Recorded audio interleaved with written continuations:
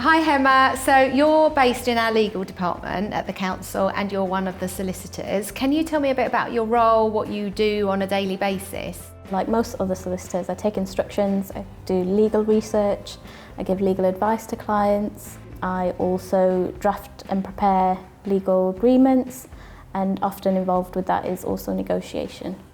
A lot of the legal agreements you require negotiation and drafting, so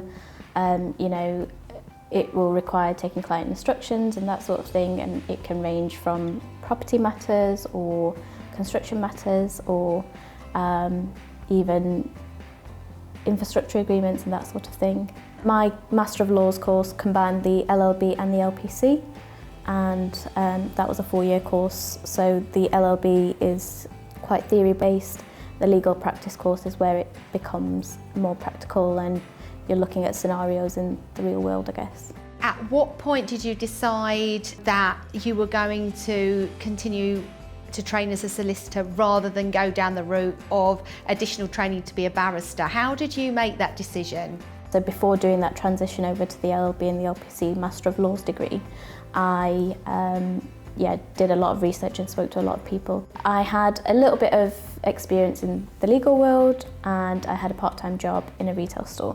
The retail work obviously gave me customer service skills and people skills, so those are important when you're trying to build client rapport and that sort of thing in the legal world.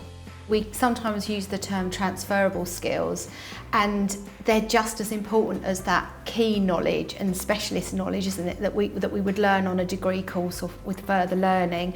But it's so important to kind of build that skill set so that you're ready for the world of work.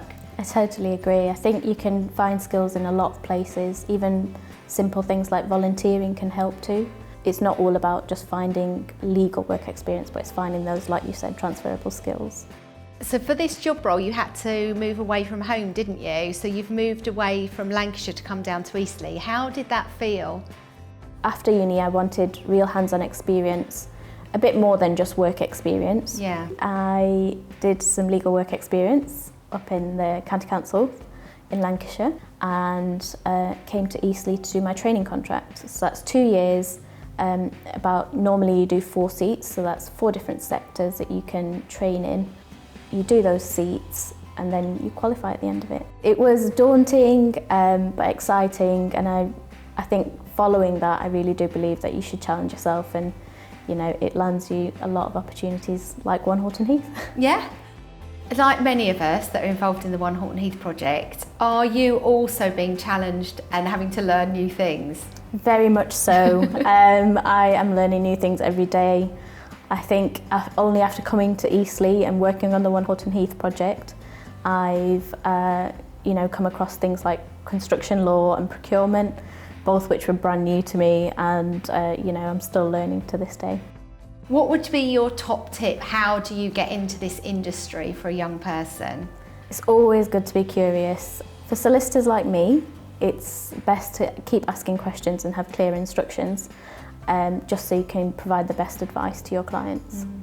It's not like Suits. Sorry to break that bubble. Speak to people online, LinkedIn, websites like lawcareers.net or Legal Cheek, that all those give you career advice. I think I love the variety the most. I can be working on way leaves and licenses one day, and the next day be working on pipeline agreements and highway infrastructure agreements. That it's so varied, and that's what I love. Well, it's lovely to spend time with you, Hema. Thank you so much for talking about your role as a solicitor. Thanks for your time today. Thank you.